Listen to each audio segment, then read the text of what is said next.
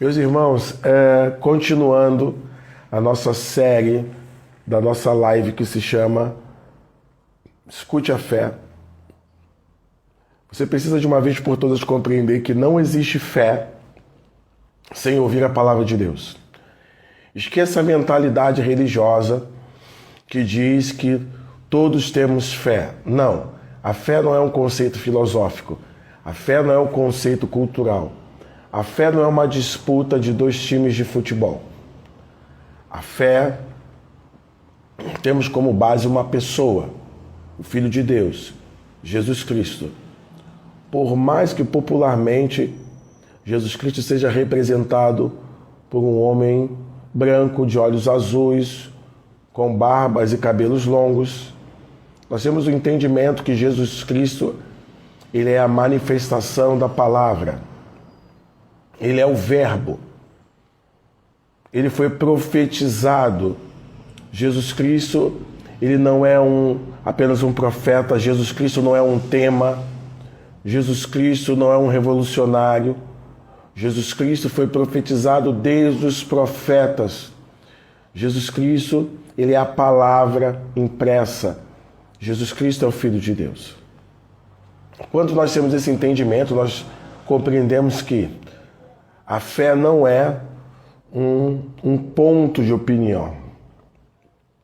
A fé é uma manifestação que vem através da pregação da palavra. E o Evangelho não é um pensamento que eu estou certo e as outras religiões estão erradas. Não é isso.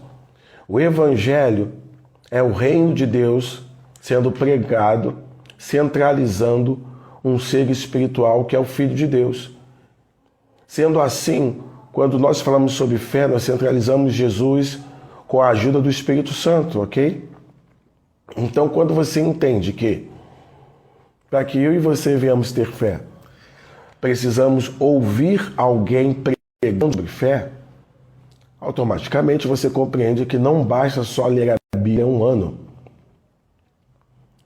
Ontem nós falamos que se eu estou lendo a Bíblia, eu não consigo o fenômeno espiritual, como se uma chama estivesse tocando ou encostando a pólvora, ok? Não existe a combustão, não existe a explosão. É a mesma coisa de um carro, que ele tem um motor e tudo funciona, mas você não tem a conexão.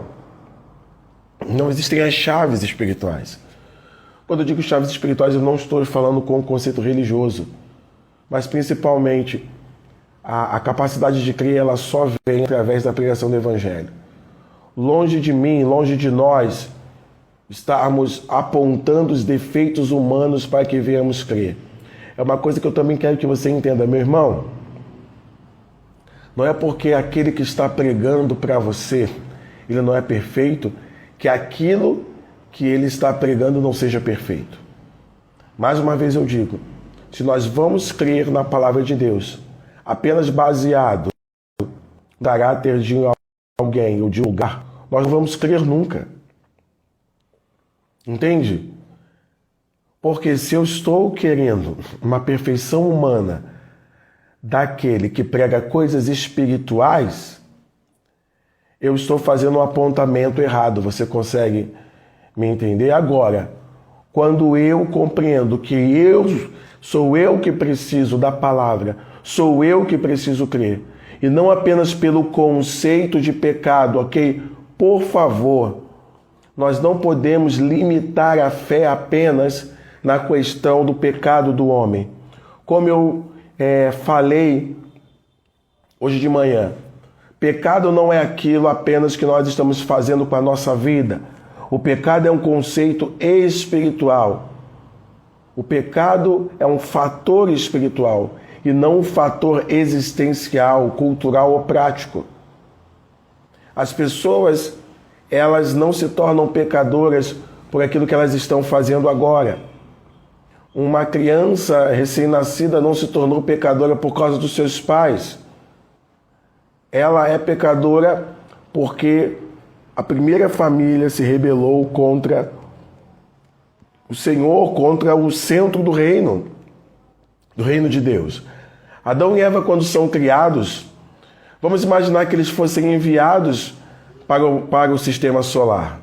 E chegando no sistema solar, eles se deparam com leis desse planeta, na verdade. E ao invés deles continuarem a viver segundo a bandeira do seu reino, eles se rebelam contra a bandeira do seu reino e automaticamente herdam, o espírito do novo dono desse mundo, que foi Satanás. Eles não precisavam ser iguais a Deus, porque eles já eram como Deus. Então, de uma vez por todas, precisamos entender que o pecado não é um conceito cultural ou um conceito de uma ação. O pecado é um conceito espiritual. Hoje de manhã, eu conversei com os alunos e falei: em nome de Jesus, precisamos parar de dar poder ao pecado. Como é que nós damos poder ao pecado? Quando nós apenas falamos de pecados. Quando nós apenas enxergamos pecados. Quando nós apenas raciocinamos pecado. Quando nós estamos procurando o pecado na vida dos outros, o pecado na família dos outros, o pecado na igreja e no ministério dos outros, automaticamente eu estou potencializando o pecado. A Bíblia diz que o Senhor Jesus Cristo, na cruz do Calvário, ele tirou o poder do pecado, aleluia. Outro comentário da manhã, apenas relembrando, eu quero agradecer pela visão e pelos grupos Alcoólicos Anônimos e Narcóticos Anônimos. Porém, o Evangelho não se manifesta como eles. Uma vez que alguém crer em Jesus como seu único e suficiente Salvador, automaticamente o que acontece? Acontece o fenômeno da fé, e o fenômeno da fé aponta para a salvação. Se nós estamos pensando, é uma coisa que eu já ensinei sobre isso, nós temos uma aula onde eu explico sobre isso.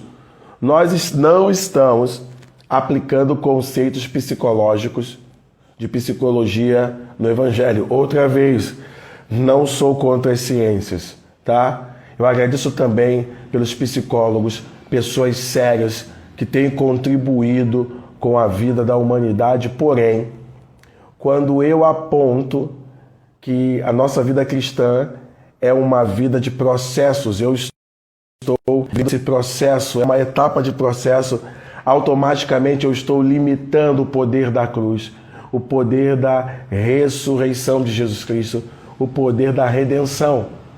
E aí então eu começo a apontar como se eu ainda não nasci de novo de verdade, ou eu ainda tenho dívidas espirituais, ou Jesus não me perdoou de verdade dos meus pecados do passado. Eu ainda tenho alguma penitência, e não é isso que a Bíblia diz.